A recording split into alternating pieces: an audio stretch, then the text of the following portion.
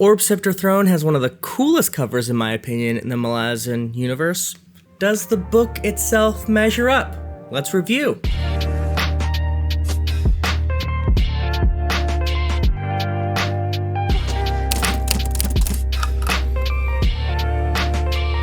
Orb Sceptre Throne is the fourth book in the novels of the Malazan Empire by E.N.C. Esslemont, which is the twin series to the Malazan Book of the Fallen, maybe like brother series, sibling, cousin of the Malazan Book of the Fallen by Stephen Erickson. This book takes place in Darujhistan, where an ancient evil, once again, is potentially arising and trying to take over the city. And I mentioned in the intro, but I just want to say again, I really think this cover is cool. I don't know why. Usually like very photorealistic things don't work on me, but I just think this looks cool.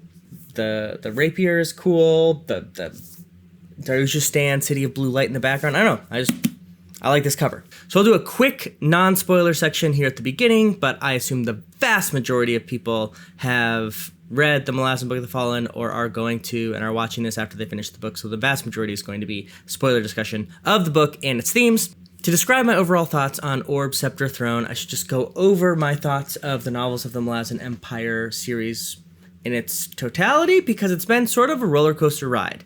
The first book, Knight of Knives, is a very short book that felt to me like a fun, like special features section of like a movie that I really like, where like you see some deleted scenes that you weren't a part of with the movie, in this case, Book of the Fallen, but you kind of wanted to see what happened, and this Knight of Knives kind of gave us that. Very quick, very simple, like clearly in the Malazan world, but also clearly kind of like glomming on to the Book of the Fallen as like a companion piece. Again, like special features of an old DVD menu is really what I'm thinking of as I think of Knight of Knives. And I was like, okay, that could be interesting, but it also didn't like push me to read the next one.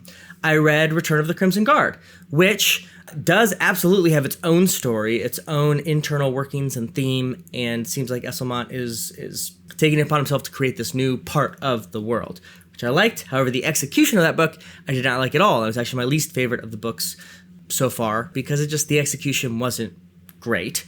And then all of a sudden, in Stonewielder, the third book, everything came together. It was a new story focused in a different place that was loosely tied to the Book of the Fallen, but mostly was a self-contained thing with interesting characters that weren't borrowed from Book of the Fallen, and I liked it. It's my favorite of the series. So I didn't know what to expect going into Orb Sceptre Throne, and I would say, honestly, this is ducking back into that first book territory, Knight of Knives territory, where it is kind of a special features feeling cameo. Fan service is too harsh, but a lot of like Malazan fan winks in a book. And I didn't like that as much. It was executed just fine, but Esslemont doesn't use a lot of like original characters for him. He borrows a lot from the Book of the Fallen characters, from Krupp to Spindle to obviously Picker and Blend and Torvald Nalm, Ralik Nam. I mean, all of these characters are ones that we know from the Book of the Fallen. Some parts are really cool. I should back up and say there are some like, whoa, cool Malazan parts, especially at the end of the book. I'll talk in the spoiler section. But for the most part, this felt, yeah, just kind of like something you can take or not take. If you're a huge Malazan fan, you're really going to like it.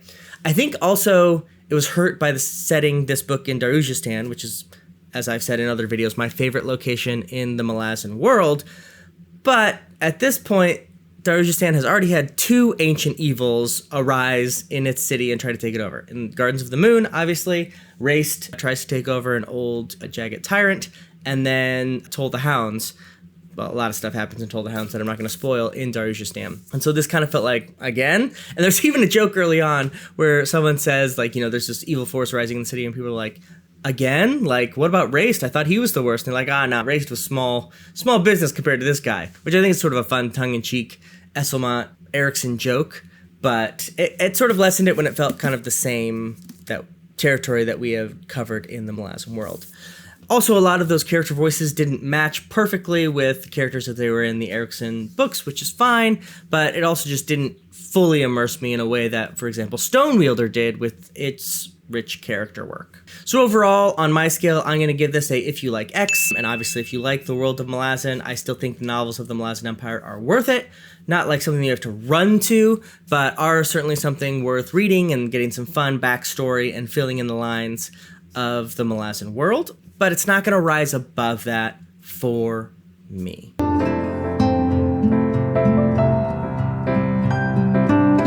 All right, so with that brief non-spoiler out of the way, let's talk spoilers and much more interesting stuff. Let's go over the plot of this book, Orb Sceptre Throne. There's like 4 main storylines that are taking place that are, I would say, very loosely connected. Well, 3 of them are connected. One is like very loosely connected. We'll start with that one. Kiska, again, with Leomin, is in this Shadow Realm. Maybe it's the Shadow Realm, some sort of edge warren. We're not quite sure where. It could be it sounds like the First Shore-esque, but not quite there.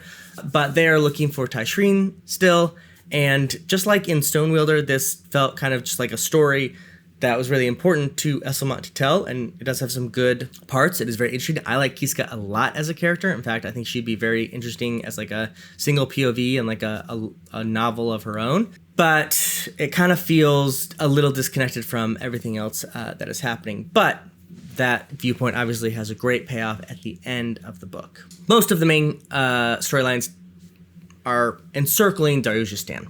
In the city itself, there is the archaeologist who uncovers this ancient evil mask, basically, that kind of Indiana Jones style, still has magical powers and eventually takes people over. And then this person is going to take over the city. There's some politics going on in the city. Again, some characters that we know are in there. Krupp, some other folks. Picker Blend, the bridge burner still in the city. So we get that story. Then there is the Segula story, which is very interesting because I don't think we ever get a perspective of the Segula in the Book of the Fallen. Is there a knock? No, I don't think so. So that's very interesting. You get to find out a lot about the Segula, their culture, how they think about the world. And I do think that's quite rewarding. And eventually, obviously, that gets tied to Darujhistan because this ancient power apparently is the mythical first, who we haven't had in a long time, that is going to call the loyalty of the Segula, like a whole army of them to help take over Darujhistan. And that like shows you the height of the threat, because we've seen Seg destroy armies with just like 1, 2, or 3 of them, and now there's a literal like 1,000 coming, the Legion. Very cool. And then the 4th and final one is, again, the setting for this is a great idea, is Moonspawn has fallen into the sea and created this chain of islands that is called, there's a cool name for it. Oh, that's cool. They call them the Spawns. These are, it's Moonspawn, but it's created these islands, and people are trying to collect the potential riches that might be in there from all the time that it was, you know, where the Tistandi were headquartered. So people think there must be magic and gold and stuff there. And so Ansi is sort of wandering Ganabakis from his bridge burner days, and for some reason feels like he might get closure going to Moonspawn to visit. Obviously, that's where the vast majority of the bridge burners, after Memories of Ice, are buried. Okay, so let's talk about each of these and kind of some main thoughts and big plot elements that I like. So the Darujhistan stuff, the recurring characters from Book of the Fallen just don't work for me. They either feel like cameos that don't really have a lot of weight, or they act just slightly differently than I would expect, which is perfectly normal for 2 different authors to have 2 different voices, but it is hard when they're the same characters. So like, less so with the bridge burners like Picker and Blend and even Spindle, but like the Krupp viewpoints, I know that's sort of a tension point in the Malazan community. I didn't like Esslemont's take on Krupp. It didn't quite feel the same. Torvald Nam like didn't really do it for me, even though obviously he's an important character from the books. I don't know, it felt very samey to Gardens of the Moon and Toll the Hounds, but not quite to that same level. Again, I think Esslemont is just better when he's doing his own thing, and I'm excited for the next book because it feels more like Stonewielder than this book. I think Orb Sceptre Throne is kind of the last time that he dipped so directly back into a Book of the Fallen trope, character, setting, whatever. I do think it's funny that this whole thing is set off by an archaeologist being a little bit too like excited and, you know, digging too deep as the dwarves in Moria, especially because Esslemont and Erickson are archaeologists and they like to go to digs. And I'm sure this was a very fun reference for them, of like this one archaeologist who finds something he shouldn't and kind of Indiana Jones, you know, wakes something up. It's just like, I think they probably had a lot of fun with that idea, and I'm glad they did. Let's talk more specifically about the Segula storyline, because it is a really cool storyline, and I actually think it is sort of the key to unlocking what the theme is behind most of this, which is, in my eyes, how to deal with a legacy or the past actions in the present. and when it becomes necessary to make a break from the past, or when it's necessary to change from the past, or when it is necessary to not let the weight of legacy affect how you treat people in the present. And the Segula obviously have had, we find out, view themselves as an exile.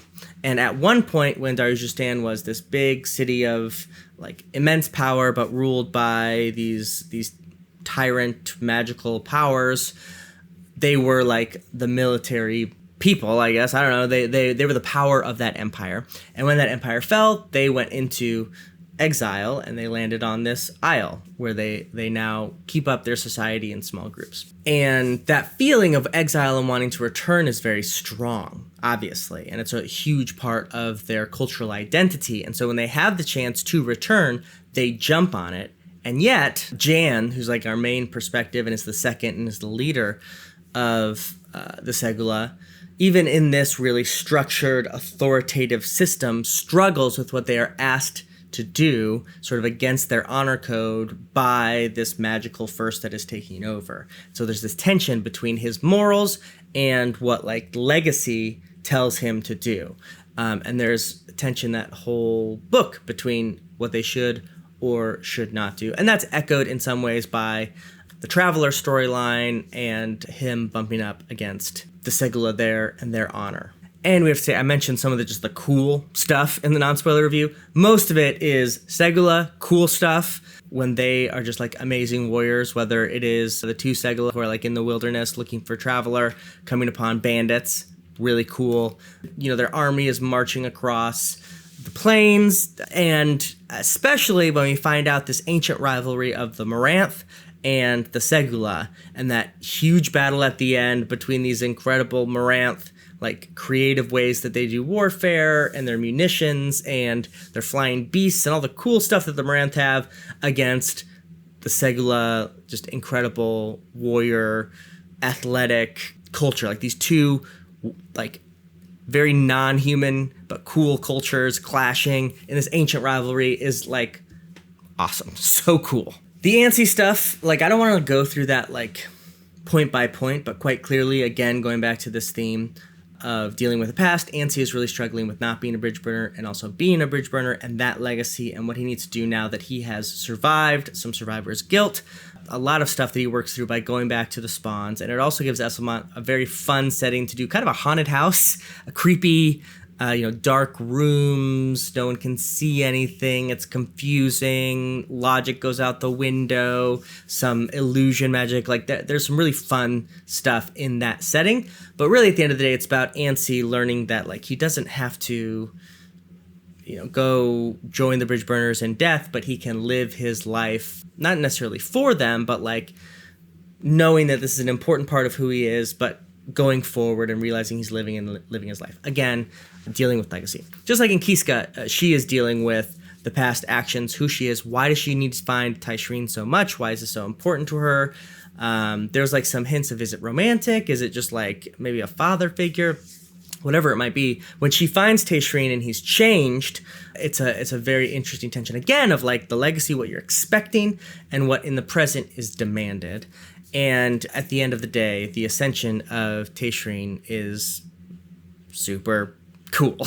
For a long time, we know that K. Rool has been passing away, the Elder God, and so is it Teren? Is that what his name is? I think he has ascended and become the new Elder God.